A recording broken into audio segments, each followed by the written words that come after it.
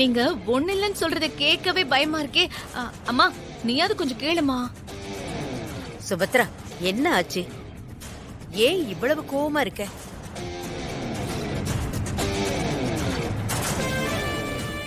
சுபத்ரா, அம்மா பேசுறது கேட்கலையா? என்ன கோபம்?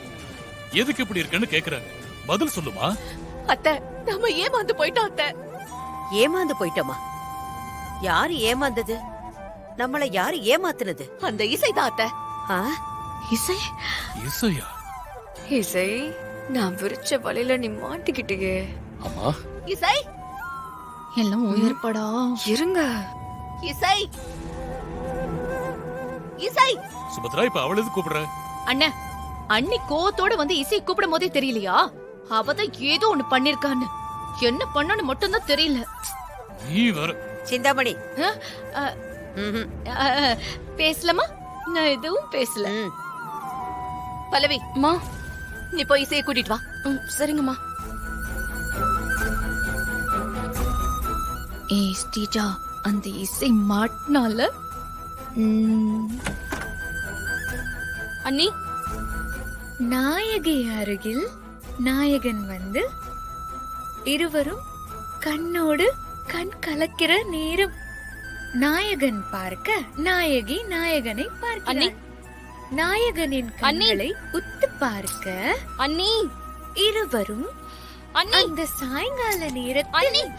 ஏ பல்லவி, நீ எப்ப வந்த? அது சரி. அண்ணி அண்ணின்னு உங்க பேரை எத்தனை தடவை ஏலம் விடுறது? சாரி பல்லவி, அது நான் படிச்சிட்டு இருந்தேனா, அதுல அப்படியே நான் ஃபுல்லா உள்ள போயிட்டேன். அதனால்தான் நீ கூப்பிட்டது எனக்கு கேட்கல. நான் கூப்பிட்டது கேக்கல. சரி, அம்மா உங்களை இசை இசைன்னு அத்தனை தடவை கூப்பிட்டாங்களே, அதுவுமா கேக்கல? என்னது? அத்தை என்ன கூப்பிட்டாங்களா? இசைன்னு என் பேர் சொல்லி கூப்பிட்டாங்களா? அண்ணி, என்ன ஆச்சு உங்களுக்கு? இல்ல இல்ல, அத்தை என் பேர் சொல்லி கூப்பிட்டிருக்காங்க. அது தெரியாம நான் இந்த புக்க வச்சு படிச்சிட்டு இருக்கேன். வா, அத்தை எதுக்கு கூப்பிட்டாங்கன்னு போய் பாப்போம். வா.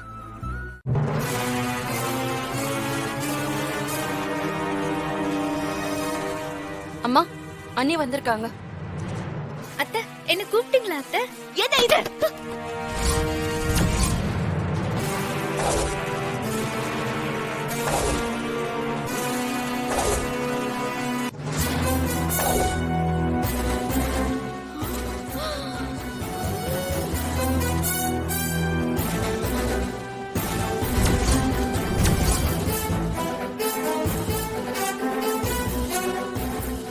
என்ன சுபத்ரா, என்ன பண்ற நீ?